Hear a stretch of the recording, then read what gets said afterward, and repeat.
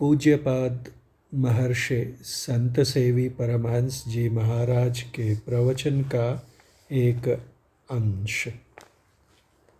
गोस्वामी तुलसीदास जी ने श्री रामचरितमानस में लिखा है, विषयी साधक सिद्ध सयाने, त्रिविध जीव जग वेद पखाने।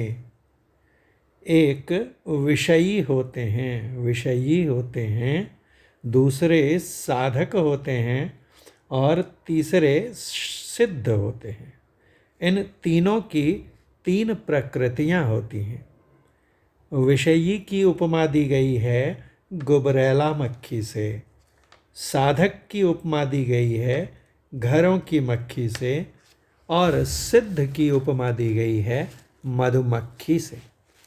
जैसे इधर तीन तरह के नर हैं, उसी तरह उधर तीन तरह की मक्खियां हैं। लेकिन जैसे तीनों मक्खियों में भिन्नता है, उसी तरह तीनों नरों में भी भिन्नता है। विषयी लोग कैसे होते हैं? गुबरैला मक्खी के समान। गुबरैला मक्खी क्या करती है? लोग जो मैदान में शौच जाते हैं, वहाँ वह मक्खी पखाने की गोलियां बनाती है और उनको घुमाती फिराती रहती है। उसके निकट ही अच्छे अच्छे फूलों की सुगंधों से सुगंधित फुलवाड़ी हो, लेकिन वह गुबरैला मक्खी कभी उस फुलवाड़ी में नहीं जाएगी। उसी तरह जो विषयी लोग होते हैं, दुनियादारी में मस्त रहते हैं।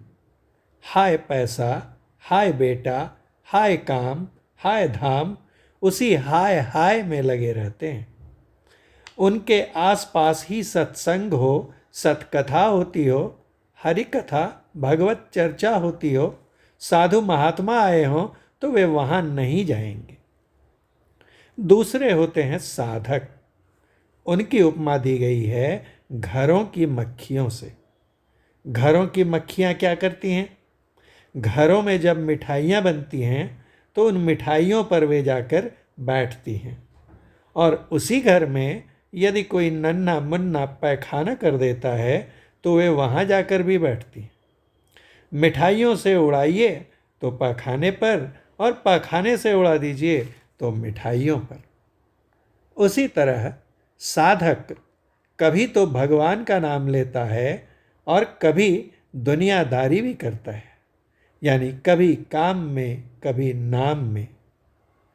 और जो सिद्ध लोग होते हैं, वे तो मधुमक्खी के समान होते हैं, जिनका अनुराग केवल परम प्रभु परमात्मा के पद पद्म पराग से रहता है। ये तीन तरह के लोग होते हैं। बोलिए प्रेम से श्री सद्गुरु महाराज की जय।